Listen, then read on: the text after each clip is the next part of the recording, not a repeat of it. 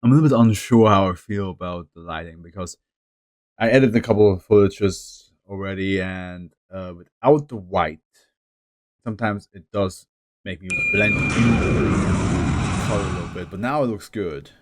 I kind of like how it looks now because I do like the blue around me and the little and the purple coming from here. I do like that. Welcome to Fluff, everybody. Just talking to myself a little bit how I set this thing up. By the way, you like my Gamer Subs shirt specifically for Mr. GG? Yes. Yes. As above, so below inspired, which I think kind of fits our our show right now there.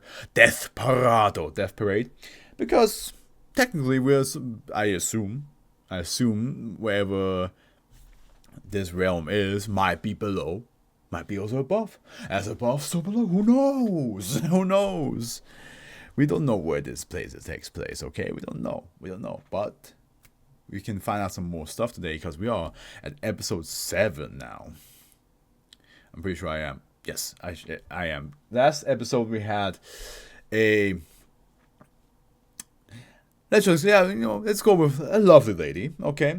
Just a big Idol fan who just happened to be with her idol died in the same time, and they had a game together. And she was just having a good time. At first, it was a bit on the trying to like seduce him, not on purpose. She just kind of like hoped that he would look at her in a way or not. Actually, no, I'll take that back. She did not. She just there was a lot of things that just happened to reveal a lot of things of her body to him, and she just kind of just didn't care if he saw it or not. So I don't think she definitely did not try to seduce. Nor was there any like way that she was hoping that he would look at her in a sexual way. She just was happy being around him because he brought so much happiness into her life with his songs, and she just appreciated being there with essentially her savior. Let's just call it that. She had a good time listening to his music, and now she had a good time playing a game with him, even if that was meant to actually instill fear. My question is though, why did Ginty not just judge them at the end? Because he gave Dekim a lot of shit for not judging Miss Unknown immediately and then sending her off, and now the episode ended with not only the idol staying over and singing a song with the girl. I forgot the names, by the way. I'm so sorry. It's we'll probably find. Well, if she's still around, we will find out. It could also be that she's not around anymore. That last episode was the last time we ever see her, but we just got a little moment of her to like. Maybe she convinced I keep saying Ginty, that like, hey, can I just have a song with him before I go? We'll see. Right now, all I can see is some sort of. I think that's the surface of the moon right here. So let's get started. It's recording. Are we back here again? All by yourself, though? Yes. Okay. Sure, but we have Dekim who gave up on judging for one person. Oh. So they're immortal, basically. You say that, but Ginty is very emotional man in the anger department. If you think about it, I'm just saying that, like, for somebody who's not supposed to have emotions, Ginty came in here with a lot of anger. A lot of anger. There's still a few characters in the intro that we have not met yet, so I assume we will start to do so.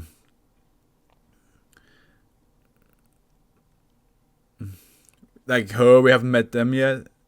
There were some arbiters behind him, behind God, that we haven't met yet. So I wonder if we're gonna meet them as well. I still am curious what the connection with the childlike story is. I am curious how this whole show ends, by the way, because we are past the halfway point. Miss Unknown still hasn't really found out why she's here. No actually asking any questions about that. Constantly wakes up with a dream. Interesting how so they cannot experience death, but they still experience hunger.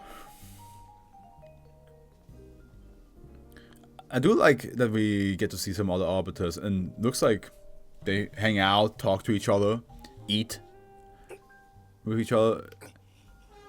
Yes, what's up, Ginty? What are you feeling? I had a migraine today, so if you're having a migraine, I feel you, brother. It fucking sucks ass. But I slept through it, took a pill, and now I'm here recording. I should not be doing this. Oh, is that one book? Oh, wait a minute. Is this the child story book?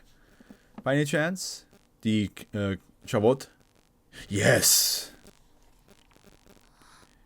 And she's gonna be like, wait a minute, I dreamt about you, little shithead. You little smiling. Toddler Miss Unknown. And Mom. Uh-oh. Memories maybe flooding back?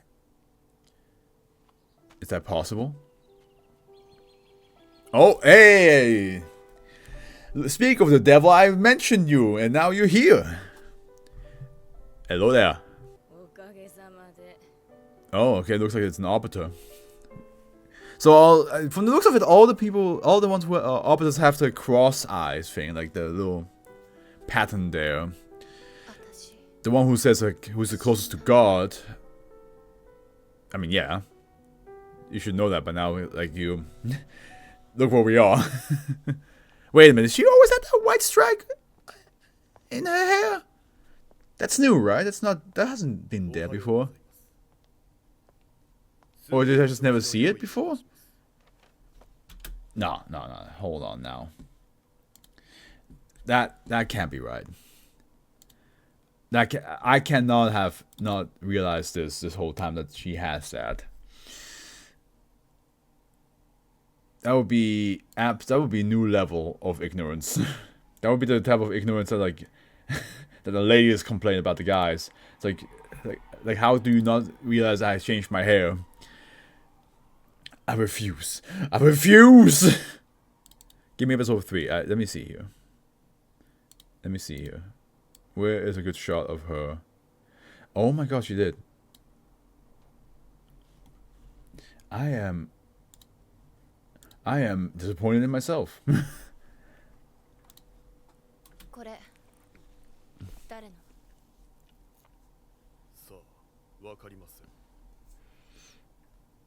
Don't tell my girl I ever had this situation. I'm not gonna have this ever happen to me again. Watch me have this happen to me again in Spy Family Season 2. It's like, wait a minute, is this person always? Can you imagine if I... The running joke in Spy Family, right, by the way, is that there's this one kid with like this like blocky haircut, right? The Polnareff haircut. And every single time he's back on screen, I say how like his hair keeps on growing. Can you imagine if I just, in Season 2, I see that kid again, his hair has grown, and I'm just like, huh, has his hair always been this big? And I'm just like, started like absolutely deteriorating as a person. I'm just like falling apart. Queen?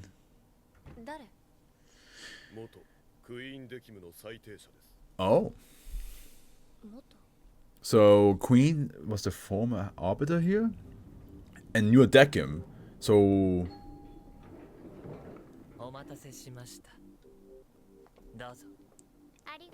Oh. Okay.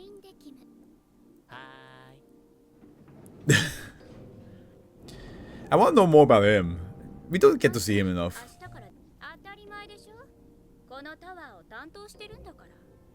Okay.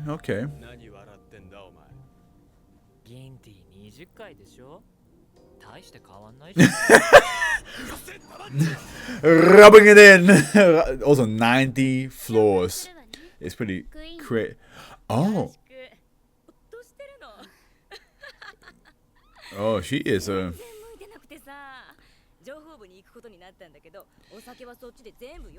Interesting, because so this must have been 5 years ago, because we know that Decim has been an arbiter for 5 years.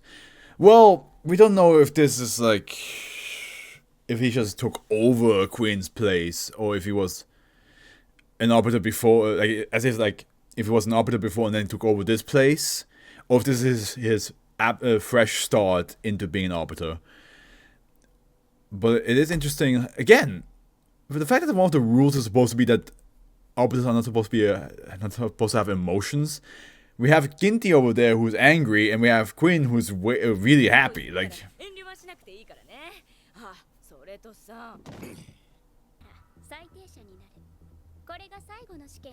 so okay, so this answers my question.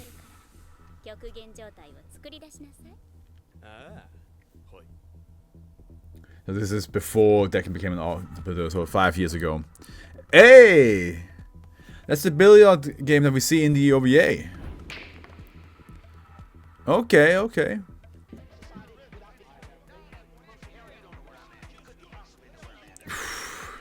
Oh, I like the...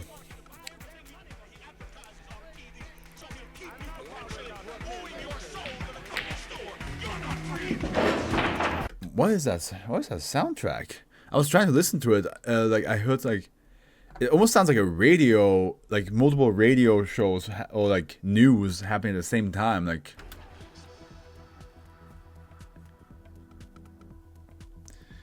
okay, now he's gonna slowly but surely lose his shit, eh?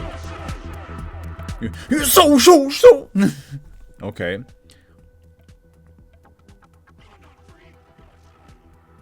You're not free, your soul. Interesting. God, the emotion is tense.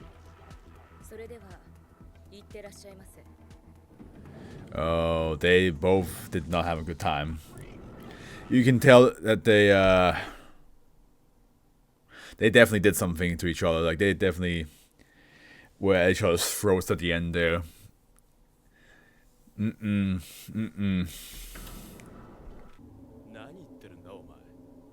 人間なんてバカばっかりなんだ。あいつらの考えてることなんてどうでもいいんだよ。極限状態を作って愚かな姿を楽しむもんだろうが。私は愚かとは思いません。 Oh, so here we have probably the first time where Ginty and Decim definitely like. I mean, we already see that Ginty's like definitely not liking Decim at all, but we have. It's very interesting. We have somebody who is definitely emotional. Again, Ginty seems to be very filled with anger, or at least arrogance to a certain extent, who enjoys making humans flail. He enjoys giving them extreme situations so that they panic. Because he thinks low of us. In the meantime, Decim, who has no emotions, he is actually very interested in how humans think and what the motivations are. So in that moment, he rather pay attention to what they're actually doing than trying to interrupt them. Which is interesting how he ended up doing exactly what Norna told him to do with the arcade machine, where he actually did press the button and created like extreme situations. Probably because it got drilled into him. He shouldn't like, you know, try to get distracted by that.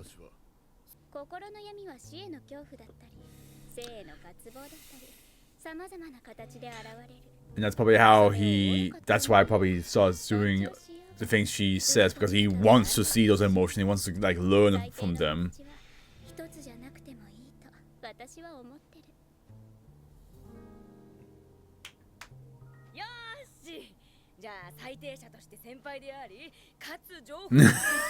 It's so weird seeing her so like cheery.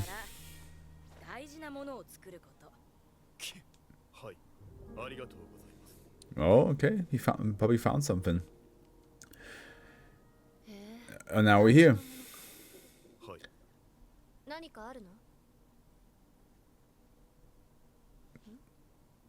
Say it. Say it with chest! Oh, okay, he wants... I mean... alcohol... Okay. Not what I expected the title to be, but sure. Oh. What is it? Well, we know that he likes mannequins, yeah.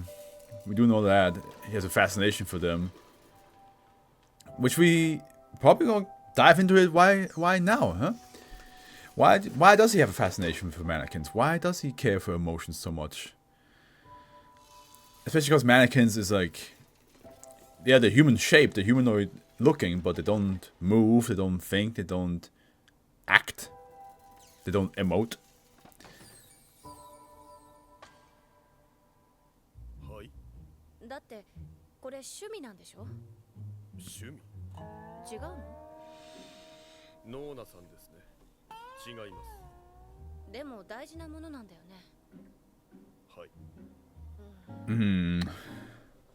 Also, this is that one is dressed and looks like the one that was pregnant from episode 1.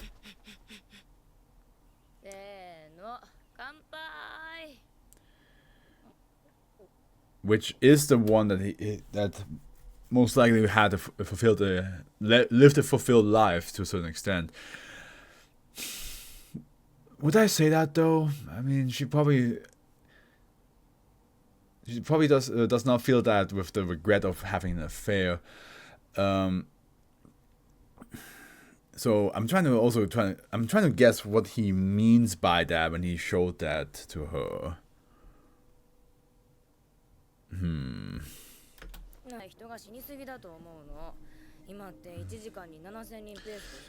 That's what she's doing, okay. Holy shit.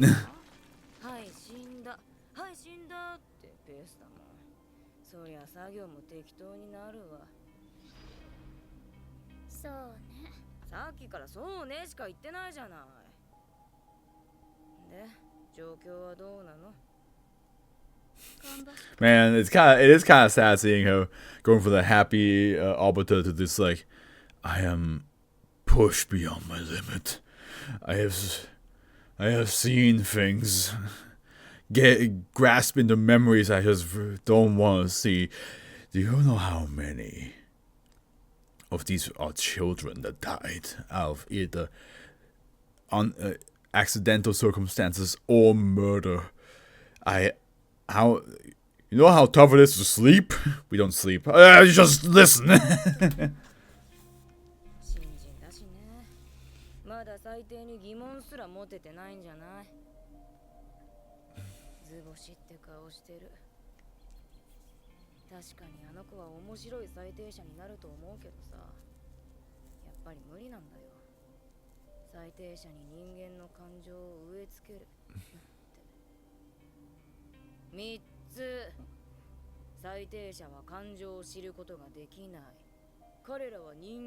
Yeah.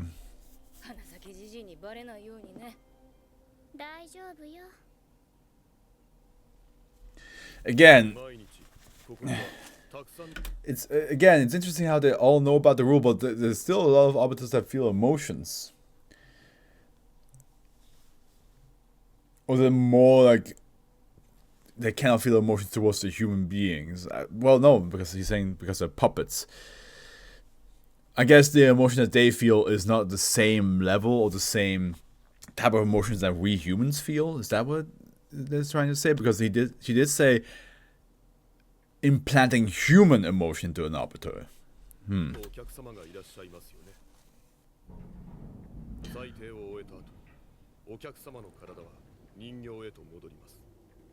Oh.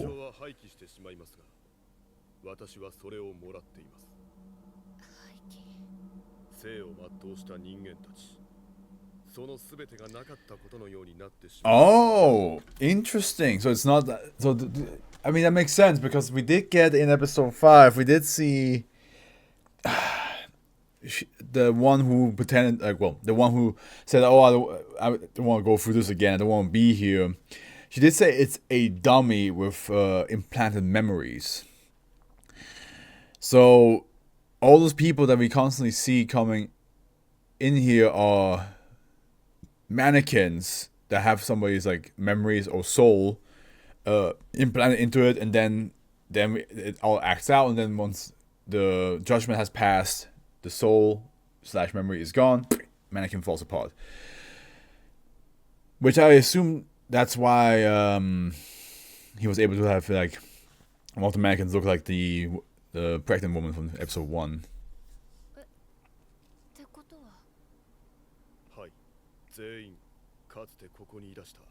Oh.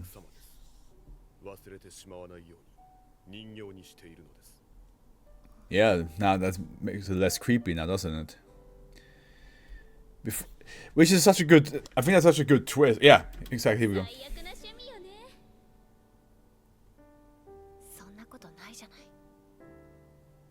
Yeah, such a good twist, because before it made him seem like some some weirdo who's like, ah yes, mannequins are my thing, I like having them. But now we know that he just cares. He respects and cares for people who have lived a fulfilled life, and he puts them.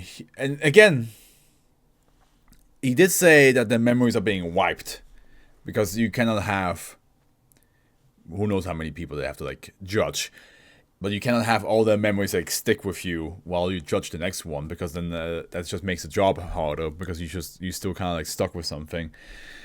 But instead of letting that happen and forgetting all the ones he has judged, he is keeping the looks around, just to be like, oh yeah, this is somebody that I have judged once before. He probably still forgets what they have done, but he at least knows, okay, this was a person that came through here one time.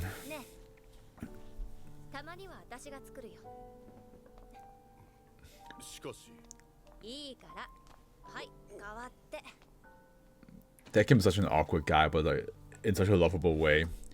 I can imagine a lot of people like fell for him when the show came out, especially with how he treats like Miss Unknown. So okay, see, this is what I'm saying here, Kitty. You can't trust. You can't. No. Like the Riddler. You can't just come in here into Quinn Deckham's place and be like, how dare you have this woman over here and you're not judging her, what is wrong with you? And then having a woman over here and she's still around.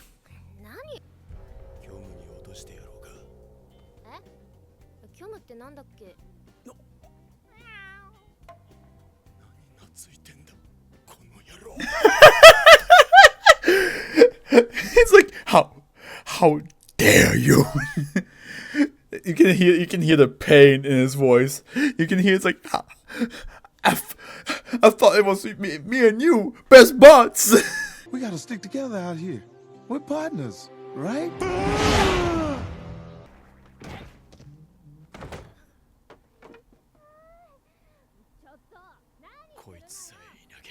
Yeah, why does she like? Why can't you just judge her? Like, what's wrong with you? What's going on? Did somebody decide to give you the same treatment that Declan has, but against your will?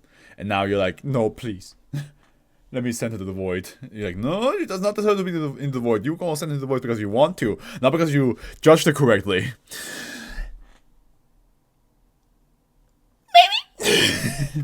Maybe. なんでノーナはそんなにデキムに気をかけるの？そうね。私は最低の形は一つじゃなくて。Yeah, and Dekim is like the perfect candidate to like try that out. And Miss Unknown combined with that, she's like, oh, maybe I can do a little field test here.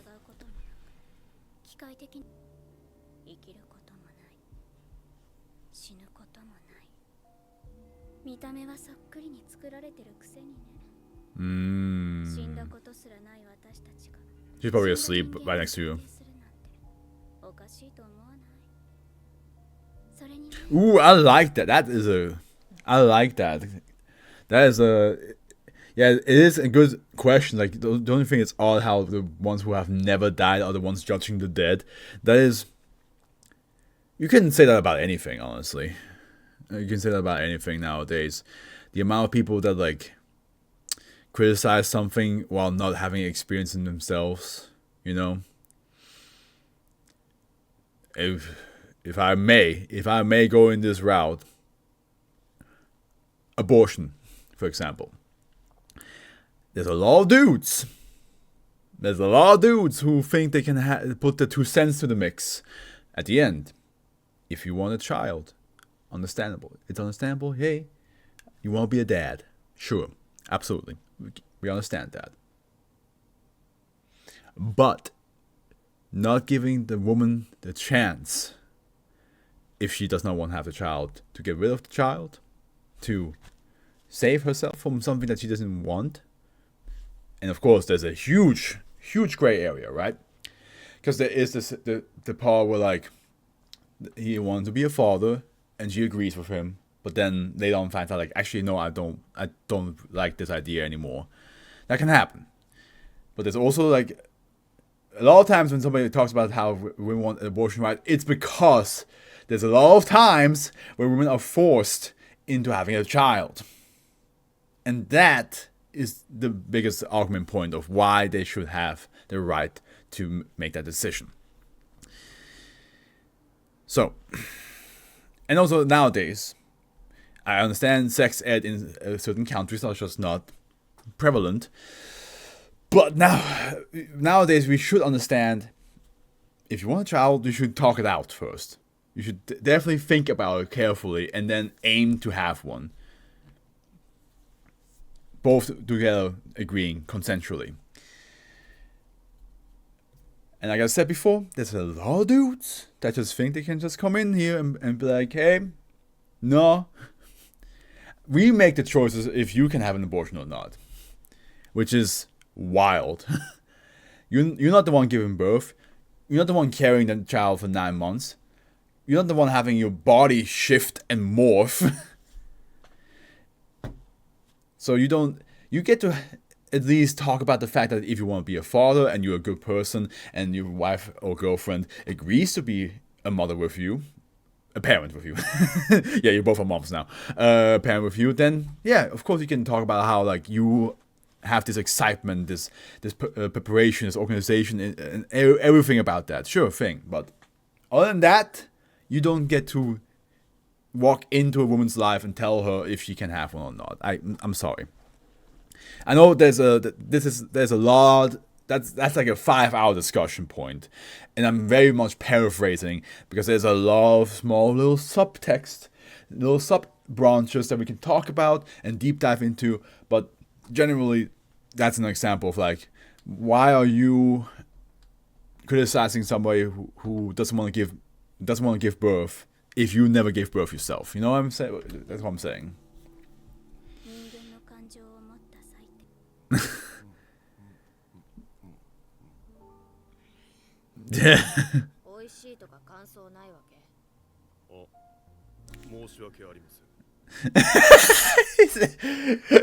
Oh, Deckham, you silly bitch.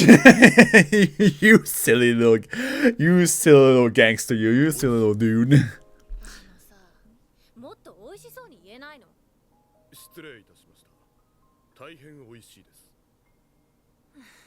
No, of course not. He doesn't have human emotions. It's very difficult for him. Uh-oh.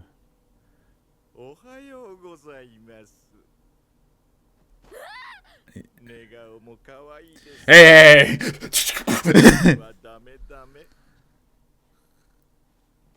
手に入ってくるなって言ってるでしょ。あと、あんま近づかないで。最近全く相手してくれないです。I've been lonely. 忙しいの。他を取ってよ。I'm busy. 全然そんな風に。Yeah, I was about to say like, girl, that's not gonna work around here. If you gonna say I'm busy and next to you is a drunk, KO'd woman, like I just.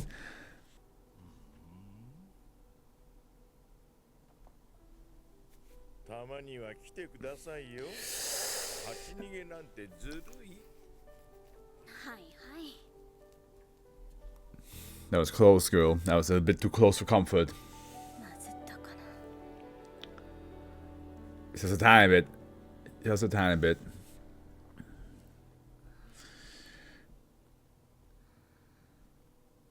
And that's how the episode ends, huh? Okay. Interesting. This was more of like a exposition episode. We didn't really... Well, not really exposition. More like revealing some new information about our characters. So we now know Nona is trying to get human emotions put into an arbiter. Because she wants to have she wants to have multiple ways of judging somebody, but because arbiters don't have emotions, or they cannot at least relate to human emotions, they have only the way of like, oh, we gotta have to add fear to the factor. And that's probably why Deckham's like way of doing the judgment tests are all over the place. Because we had fear as a start, then we had love as the next thing, and then we had sadness, I would argue, with a bit of fear in it. Yeah, so... And that also explains why she always has to, like, snap at him.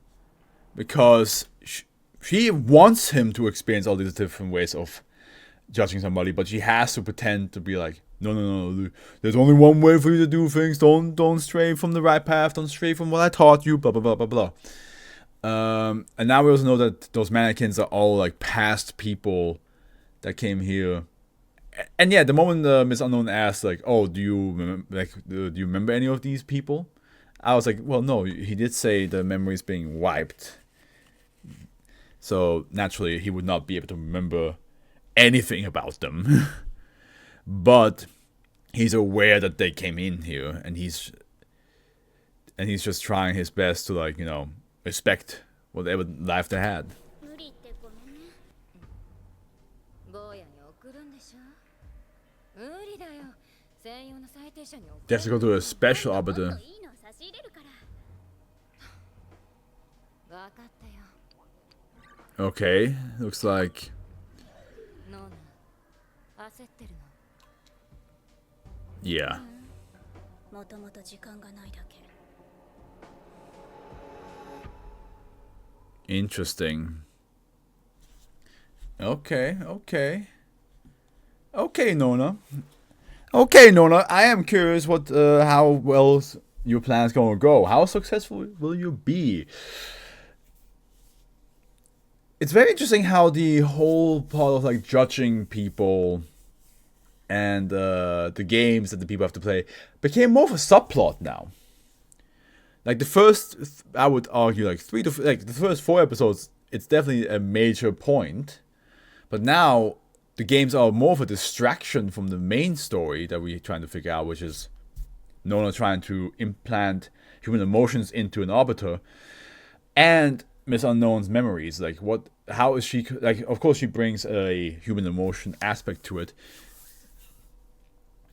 And I assume that's the reason why the other girl, I forgot her name, I cannot believe it, that the other girl is with Ginty right now.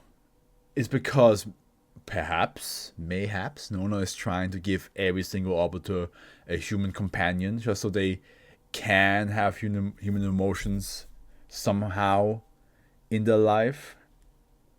She's trying to change the whole system from the inside by being the lead. Well, she's more like a manager. That old guy is definitely more like the boss. He seems to like make sure that like it's like, hey, you better not sway. You better not sway too far from the path of how it's supposed to go around here.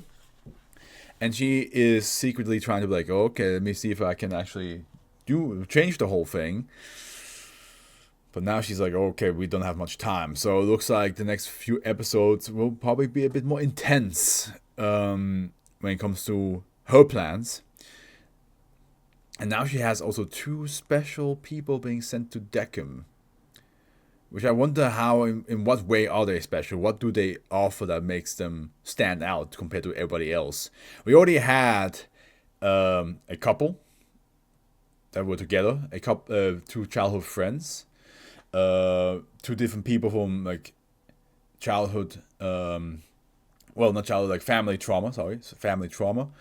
Then we had the fan and the idol. So it looks like. So now that we get this as well, it does seem like they do choose two people that have something in common. Because again, we haven't really gotten anything like. We haven't really gotten two people that are so far apart from each other in how they lived that they would make like an interesting duo to watch. Every single one has something to do with the other or not. Either in what they went through or who they knew, if they know each other or not, and so on and so forth. So I do wonder what the case will be with these two new ones in episode 8. I am curious. But yeah, there's not really much to talk about here. But I think it's cool that Nona is trying to change the system. She even wants to have multiple ways of judging people. And again, I do like what she said, like that it's how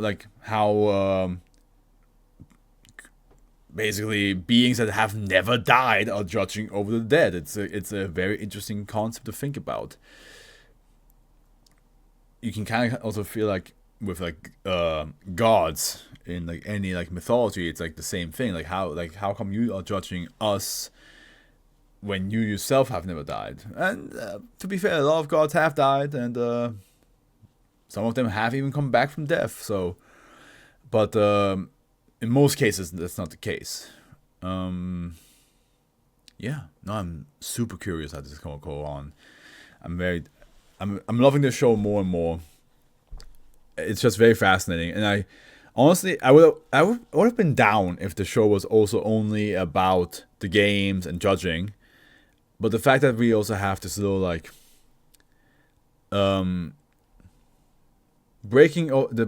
the system, or like changing the system, changing the work environment is such a fascinating subplot that, like I said, it kind of became the main plot now. So yeah, I wonder how that's going to develop. Other than that, though, I hope you guys enjoyed. Afro's with you, and wish you all a good morning, afternoon, evening, and a good night. And I'll see you guys in the next episode of Death Parade. Ciao.